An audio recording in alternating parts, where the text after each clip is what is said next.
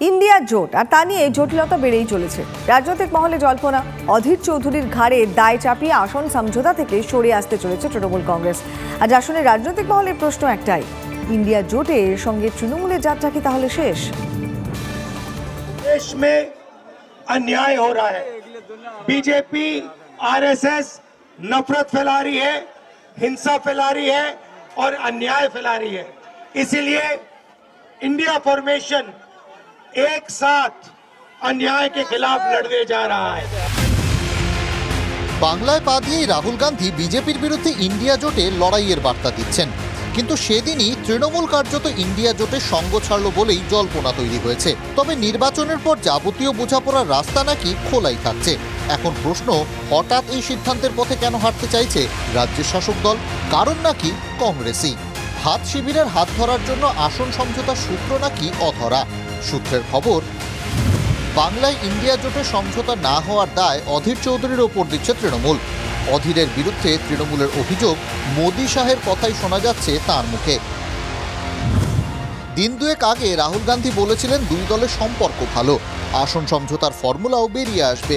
তবে অধীর চৌধুরী স্পষ্ট করে দিয়েছিলেন বাংলার কংগ্রেস তৃণমূলের হাত ধরবে না। जो हमारा सीट नेगोशिएशन है वो चल रहा है, उसका रिजल्ट आएगा, कंक्लूजन आएगा, उसके बारे में मैं यहाँ कमेंट नहीं करना चाहता हूँ। बट हमारा ममता जी के साथ मेरा पर्सनल और पार्टी का बहुत अच्छा रिश्ता है। ওপেন চ্যালেঞ্জ করেছি, বহরমপুরে তো হারাবে বলছে, মালদা হারাবে বলছে। ওপেন চ্যালেঞ্জ করেছি মমতা ব্যানার্জির দলকে, যে কোনো মামুকে এখানে পাঠিয়ে দাও, যদি হারাতে পারে রাজনীতি করা ছেড়ে দেবো, আপনি নিজে আসুন, কত তাকাত আছে দেখছি আপনার। অধীর একরোখা ছিলেন, রাহুল বন্ধুত্বের বার্তা দিচ্ছিলেন। তবে তৃণমূলও যে এবার একরোখা মনোভাব নিতে পারে সেটা পরিষ্কার হয়ে গিয়েছিল দলের সুপ্রিমো মমতা বন্দ্যোপাধ্যায়ের কথায়। আসন সমঝোতা নিয়েও যে জট আছে সেটা তার কথাতেই পরিষ্কার ছিল। আমার কোনো কথা হয়নি এবং আমি প্রস্তাব দিয়েছিলাম, ওরা প্রথম দিনই প্রত্যাখ্যান করেছে। তখন থেকে আমাদের দল সিদ্ধান্ত নিয়েছে আমরা বাংলায় একা চলবো। ইভেন ওরা যে আজ থেকে র্যালি করেছে, আমাদের একবার as a matter of country, আমি ইন্ডিয়ার অ্যালায়েন্স, আমাকে একবার জানিয়েছে দিদি আপনার রাজ্যে যাচ্ছি, না জানায়নি। সুতরাং আমার সাথে কোনো সম্পর্ক নেই বাংলার ব্যাপারে। অল ইন্ডিয়ায় কী করবো না করবো আপনার ইলেকশন ভাববো। আমরা সেকুলার পার্টি, আমরা বিজেপিকে হারানোর জন্য যা করা। প্রশ্ন, কেন এই অবস্থা? সূত্রের খবর, আসন সমঝোতা না হওয়া প্রসঙ্গে তৃণমূলের বক্তব্য, জুনে পাটনা বৈঠকের পর 180 দিন পার হয়েছে, ধৈর্য ধরে অপেক্ষা করা হয়েছে, জোটের সব শর্তও মানা হয়েছে। আসন ভাগাভাগির জন্য কংগ্রেস 12 দিন সময় চেয়েছিল, 210 দিন পার হয়েছে। প্রতিদিন অধীর চৌধুরী তৃণমূল ও মুখ্যমন্ত্রীকে আক্রমণ করছেন। অধীর চৌধুরী যেভাবে ধারাবাহিকভাবে ডেলি এক্সারসাইজের মতো প্রত্যেক দিন তৃণমূল কংগ্রেস এবং মমতা ব্যানার্জিকে ঘিরে বিষোদ্গার করছেন। সর্বভারতীয় কংগ্রেস যখন ড্যামেজ কন্ট্রোলে নামলেন, তখন আমরা দেখলাম যে কেন্দ্রীয় কমিটির সদস্য দীপা দাসকংসী তিনি বললেন যে মমতা ব্যানার্জি বিজেপির এজেন্ট। এই জিনিস আমরা মেনে নিতে পারবো না। তো এই বাংলায় 42টা আসনে তৃণমূল কংগ্রেস একাই লড়াই করবে। মুখ্যমন্ত্রী is enough capable to fight BJP in the state of West Bengal. Congress ও তৃণমূলের এই দড়ি টানাটানি নিয়ে কি বলছে রাজ্যের ইন্ডিয়া জোটের আরেক পক্ষ সিপিএম? যারা বিজেপির দালাল, আরএসএস দালাল, যারা সাম্প্রদায়িক, যারা লুট করছে, যারা দুর্নীতি করছে, তারা তফাৎ যাবে। কি মত বিরোধী বিজেপির? না, আমার তো কংগ্রেসের ভাবগতিক দেখে মনে হচ্ছে সেই মেরেছো কনশিল কানা, তাই বলে কি প্রেম দেবো না? বারবার রিজেক্ট করে দিচ্ছে, তাও আই লাভ ইউ বলে যাচ্ছে। এতবার রিজেক্ট হওয়ার পর কেউ আই লাভ ইউ বলে নাকি? শুধুমাত্র আসন সমঝোতা নয়, আসন্ন বাজেট অধিবেশনে ফ্লোর কোঅর্ডিনেশন, অর্থাৎ কংগ্রেসের সঙ্গে ফ্লোরে দাঁড়িয়ে বোঝাপড়াতেও তৃণমূল যে থাকবে না, সেই ইঙ্গিতও তৃণমূল সূত্র থেকে স্পষ্ট। তবে নির্বাচন পরবর্তী ক্ষেত্রে বিজেপিকে ঠেকাতে বিজেপি বিরোধী শিবিরেই যে তৃণমূল থাকবে, সেই বার্তাও এখন থেকেই স্পষ্ট করা হচ্ছে। নয়াদিল্লি থেকে ক্যামেরায় সিপিএস নাথের সঙ্গে জ্যোতির্ময় কর্মকার, টিভি 9 বাংলা। আর এরই পরিপ্রেক্ষিতে দিলীপ ঘোষ তিনি কি প্রতিক্রিয়া দিয়েছেন, একবার একটু শুনুন। এখানকার কংগ্রেস তো মানছেই না, এদিকে গুরুত্বপূর্ণ অঙ্গ হয়ে যাবে। মমতা ব্যানার্জি মালিক হয়ে গেছেন ইন্ডিয়া জোটের, কারণ কে মালিক? সবাই প্রধানমন্ত্রী হয়ে বসে আছেন, তো জোট হবে কি করে? উনি বলেছেন আমি নামকরণ করেছি তাই আমাকে ডাকতে হবে। কারো বাড়িতে ছেলে হচ্ছে, কেউ নামকরণ করে দিচ্ছে আর নিজের ছেলে বলে দাবি করছে, এই করলে তো জোট হবে না। সেই জন্য আদৌ জোট আছে কিনা, হবে কিনা, সেটা চর্চা হোক। কেউ কাউকে 1 ইঞ্চি মাটি ছাড়তে রাজি নয়, তো জোটটা হবে কি করে?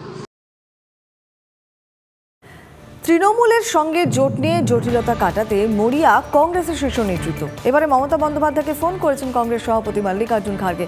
এমন দাবি কংগ্রেস নেতা জয়রাম রমেশের। সূত্রের খবর, বৃহস্পতিবার ফোনে তৃণমূল সুপ্রিমোকে ফোন করেন খার্গে। জোট নিয়ে দুজনের কথা হয়, খবর সূত্রে। এই জোট ডামাডোলের মধ্যে আবার বাংলাতে রাহুল গান্ধীর সভাতে ধাক্কা।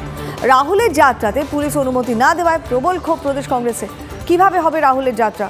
অধীর চৌধুরীর সঙ্গে বৈঠক করেন কংগ্রেস নেতারা। কোচবিহারের পরে শিলিগুড়িতেও রাহুলের কর্মসূচির অনুমতি দিল না পুলিশ।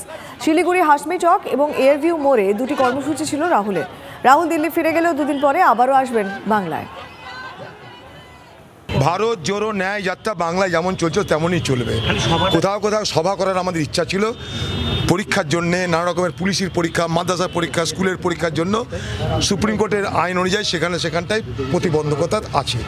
তবুও তার মধ্যে আমরা ভেবেছিলাম কোথাও তো রিল্যাক্সেশন পাওয়া যাবে, সেটা রিল্যাক্সেশন পাওয়া যাচ্ছে না। প্রশাসন বলছে আমরা দিতে পারছি। আমি জানি না কেন ওটা কংগ্রেস বলতে পারবে, আদৌ যাত্রা করে কোনো লাভ হয়েছে কিনা। এখন দেশ ঘোরার সময় হয়েছে, ঠান্ডার সময় একটু রাহুল গান্ধী বেরিয়েছেন। আপনারা জানেন 6 মাস আগে একবার যাত্রা করেছে, 1 বছর আগে। তাতে কংগ্রেস কি লাভ করেছে? হেরেছে। তো সেই জন্য সময় আছে, রাহুল গান্ধীর কাজ থাকে না বিদেশে বেড়াতে যেতেন। কেউ বলেছে তুমি দেশে বেড়াও, এখন উনি দেশে বেড়াচ্ছে না। নীতিশ কুমারের মুখে প্রধানমন্ত্রীর প্রশংসা। জোট রাজনীতিতে আবার জল্পনা উস্কে দিয়েছেন নীতিশ। ইউপির পরিবারতন্ত্রের সমালোচনাও নীতিশের মুখে। লোকসভা ভোটে নীতিশের অবস্থান কি? জল্পনা তুঙ্গে। নাম না করে নীতিশের মুখে লালু প্রসাদের সমালোচনা। তাহলে কি আরজেডির সঙ্গে জোট ভাঙছেন নীতিশ? জোট জল্পনা বিহারে।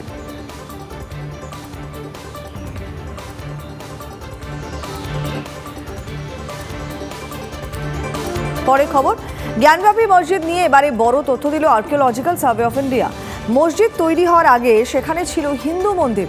রিপোর্ট পেশ করে এমনটাই জানালো এএসআই এর রিপোর্ট অনুযায়ী জ্ঞানব্যাপী মসজিদের নিচে হিন্দু মন্দিরের কাঠামো পাওয়া গিয়েছে। সমীক্ষা কাজে গ্রাউন্ড পেনিট্রেটিং রাডারের তথ্য বলছে মসজিদটি মন্দিরের কাঠামোর ওপরই তৈরি হয়েছে। গত 18 ডিসেম্বর বারাণসী জেলা আদালতে মুখবন্ধ খামে জ্ঞানব্যাপী মসজিদের সমীক্ষা রিপোর্ট জমা দিয়েছিল এএসআই এর ওই রিপোর্ট হিন্দু এবং মুসলিম দুপক্ষকেই দেওয়া হবে বলে জানিয়েছিল আদালত। বৃহস্পতিবার তা প্রকাশ্যে আসে এবং এএসআই এর রিপোর্ট অনুযায়ী মসজিদের নিচে এখনো মন্দিরের ভাঙা কাঠামো রয়েছে। এ সবই ইতিহাস। রাম মন্দির, কৃষ্ণ মন্দির, বাবা বিশ্বনাথের মন্দির বিদেশি আক্রমণকারীরা ভেঙেছে। আর এটা ভারতবর্ষের সবাই জানে ইতিহাস এটা। সেই জন্য যেমন রাম মন্দির কোর্টের দ্বারা ওরা মেনে নেননি, কোর্ট রায় দিয়েছে। বিশ্বনাথ মন্দিরেও চলছে, আর মথুরা কৃষ্ণ মন্দিরেও তাই হবে।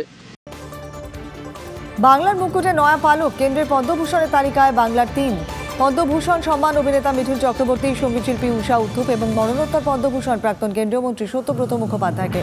গতকাল পদ্ম সম্মান প্রাপকদের তালিকা প্রকাশ করে কেন্দ্রীয় সরকার। দেশের 110 জনকে পদ্মশ্রী সম্মান দেওয়া হচ্ছে। বাংলা থেকে পদ্মশ্রী পাচ্ছেন 8 জন। পদ্মশ্রী সম্মান পাচ্ছেন বীরভূমের লোকসঙ্গীত শিল্পী রতন কাহার। পদ্মশ্রী পাচ্ছেন ভাস্কর সনাতন রুদ্রপাল।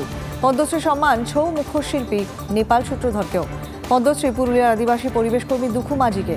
পদ্মশ্রী পাচ্ছেন একলব্য শর্মা, নারায়ণ চক্রবর্তী, শিল্পী তাকদিরা বেগম, শিল্পী গীতা রায় বর্মন। এবছর মোট 5 জনকে সর্বোচ্চ সম্মান পদ্মবিভূষণ প্রদান করা হয়েছে। চিরঞ্জীবী ভেঙ্কাইয়া নাইডু ছাড়াও এই সম্মান পেয়েছেন তামিলনাড়ুর বৈজয়ন্তীমালা বালি, তামিলনাড়ুর পদ্ম সুব্রমণিয়ম। মরণোত্তর পদ্মবিভূষণ সম্মান বিহারী সমাজকর্মী বিন্দেশ্বর পাঠককে।